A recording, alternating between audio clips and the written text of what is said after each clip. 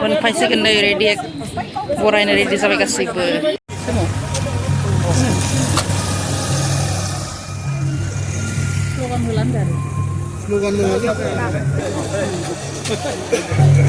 Malah pindah. Kami akan dengan dosa. Mau dulu nih.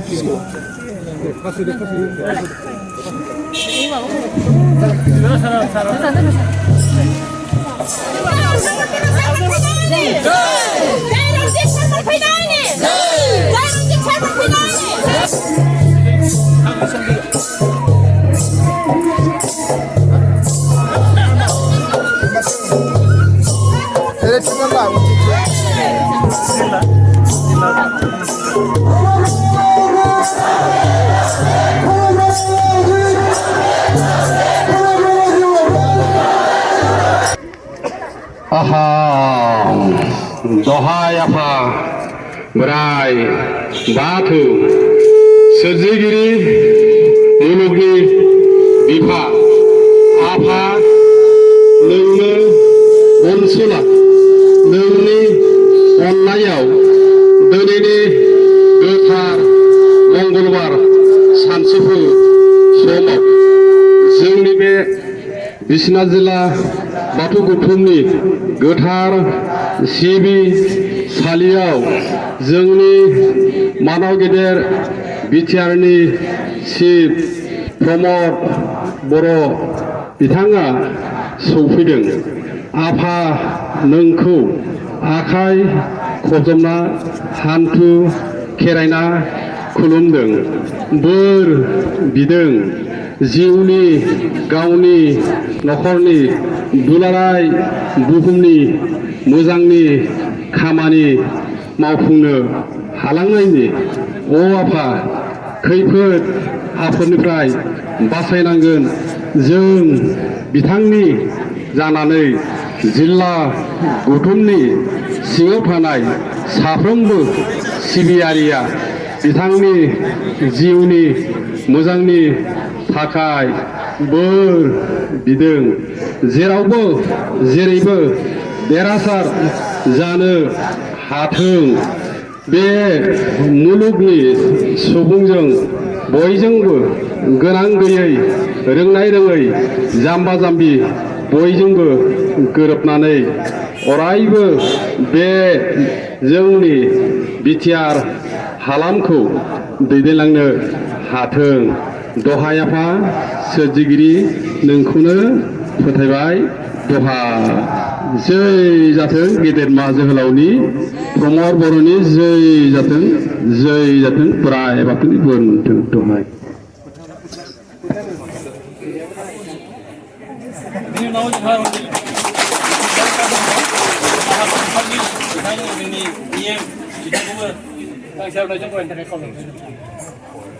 लाइमोन आफादनिफ्राय बिथांखौ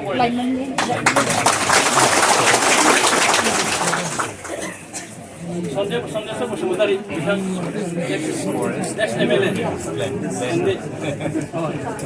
ex MLA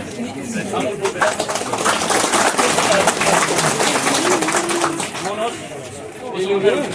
बिथांखौबो जायखि आरनायजों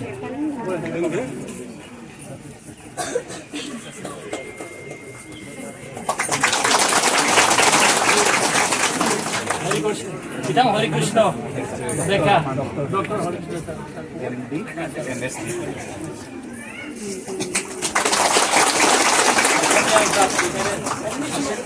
Bedabari, Handibari. Mengenai Bisai Kochini समाव आं फैदोंमोन बै समाव जिल्लानि दैदेनगिरि बिथांमोना आंखौ लोगो हमदोंमोन आरो हैखालि आं बुंलांदोंमोन जे जिल्ला एबसुनि जथुम्मायाव फैयोबा आंबो हाबलांगोन बिदि होननानै फोरमायलांदोंमोन आरो बे हिसाबै दिनै बेवहाय आं हारसिं नङा जोंनि इएम नोंथांमोना बयबो सिनायखायो रनजित बसुमतारी बिथाङाबो दिनै जों जयै फैदों आरो तामुलपुरनि बारग' एमएलए जोंहा सन्दि बसुमतारी आसलते जोंहा नामखौ मोजां दासो मोजां गाबज्रिदों बिथांनि मुङा सन्देश्वरानो जामारनांगौमोन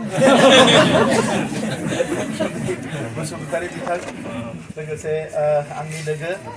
आरो बिथांखौ आसामाव अमानि मानसि होनना बुङो मनज बसुमतारी आरो लोगोसे सासे डक्टर हरिकृष्ण डेका बिथांमोनबो दोङो आरो बेजों लोगोसे एबसुनि सोलोंथाइ नेहाथारि सोमावसार बसुमतारी बेवहाय दङ आरो नोंथांमोननि आंगो बयनिबो आंगो बिथां दीपक साइन्टिस्ट जोङो बिथांखौ साइन्टिस्ट होनना बुंबानो बयबो मिथिखायो जोंनियाव बारा साइन्टिस्ट गैया नालाय बिथाङाबो दिनै दंफैयो आरो बाथौनि गासैबो दैदेनगिरि नोंथांमोन आरो बाहागो लाफैनो हानाय बिदा फंबाय बिब' बिनानावमोन आं बयनिसिमबो आंनि अननाय आरो मोजां मोननायखौ आङो बावहरदों दिनै बेवहाय आफा बोराइ बाथौनि खाथियाव दान्दिसे सम आर'ज गाबनो मोननानै आङो गोसोखौ जोबोद मोनसे गोथार अनुभब जादों दा बे समाव आङो बेखौनो बुंनो सानदों जे बिश्वनाथ आरो सनितपुर जिल्लायाव गोबां मानसिया जोंनि बर' फिसाफ्रा हादानावनो रायजो जाना थानायखाय बायदिसिना जोंनि जि अनुष्ठानफोर जोंनि जि इन्स्टिटिउसनफोर बेखौ जोङो बानायनो हायाखैमोन नाथाय दा लासै लासैनो बयनिबो गोसोआव फैदों जे जाय जेराव जि धोरोमखौ सिबिनानै दङ बेवहाय थानसालि लुनाय बायदिसिना धर्मीय अनुष्ठानफोरखौ नुनायखौ बयबो सानदों आरो आं बेखौ मोजां मोनदों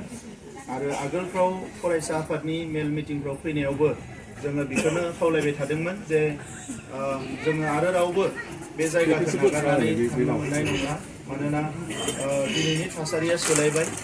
आरो बिनिखायनो बेवहायनो जोङो फैगौ 100, 200,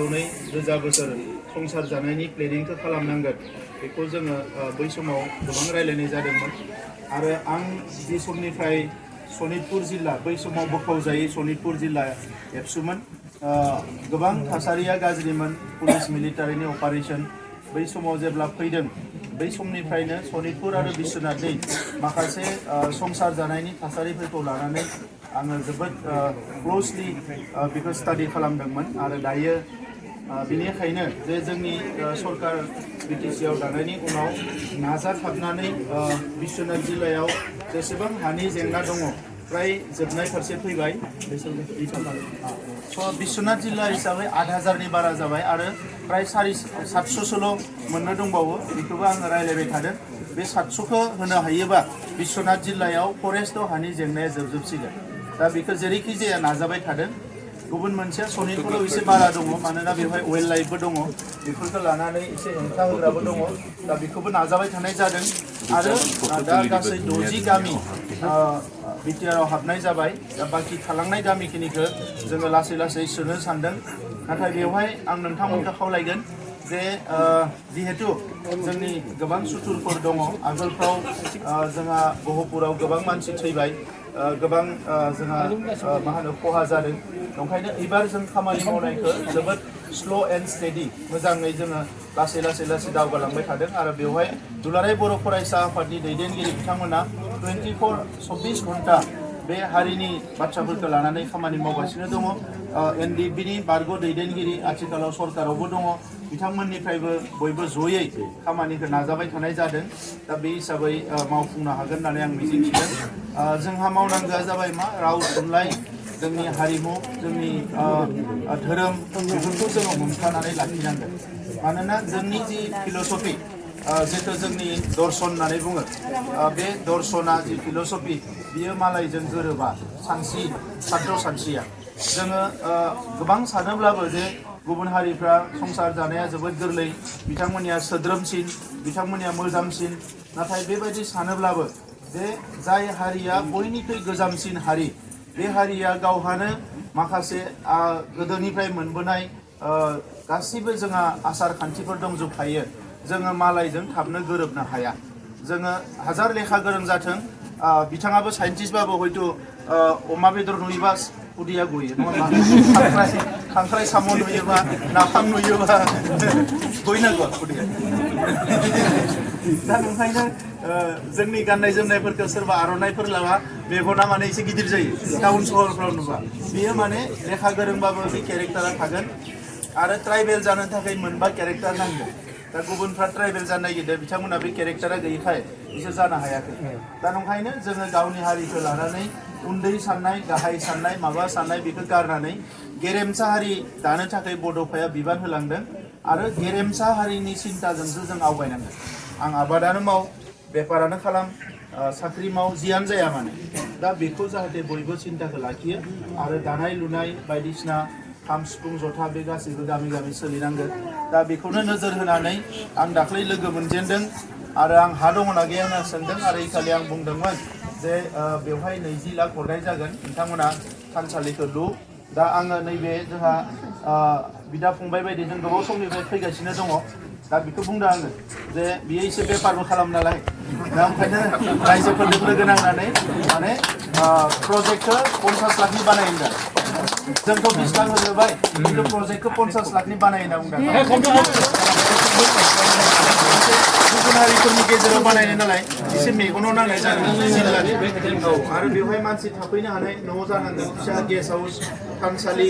आर'ज गाबनायनि थाखाय गासैबो जिनिसा आरोबाव मा जागोन बाथौनियानो जा जोंनि हारिनि लिडारफ्रानो जा सोरबा सानजाहा थाङोबा मालाबा थालांनांगौ जायोबा बेवहाय जाहाथे थानो हायो ओंखायनो 10-15 जन मानसि थानो हानाय मोनसे जायगा बानायनानै दोननांगोन बेवहायनो थालांनो हायो रायलायलांनो हायो बे बेबस्थाखौ जाहाथे खालामो जोंबो आरो मदद हरबावगोन जोंहा इएम बिथाङाबो फैदो बिथाङाबो मायबा उनाव नाजागोन दा बे हिसाबै जोङो जाहाथे 50 लाखनि मोजां गिदिर मोनसे प्रजेक्ट बानायो आं बेखौ खावलायदों आरो दिनै गोलाव बाथ्रा बुंला फरायसा आफादनि जथुम्मायाव थांगोन दा जोबोद डिसिप्लिनाव जोंहा दङ दायो आगोलनिफ्राय लोंनाय जानायफ्राबो खमायबाय दा नंखायनो हारिखौ बोरैहाय जौगाहोनो हायो दिनै बिश्वनाथ सनितपुर जिल्ला मोनसे समाव एसे गुबुन हारिजों नेवसिजानायमोन लासै लासैनो गुबुन हारिफ्रा जोंनिखौसो मोजां मोनग्रा जाबाय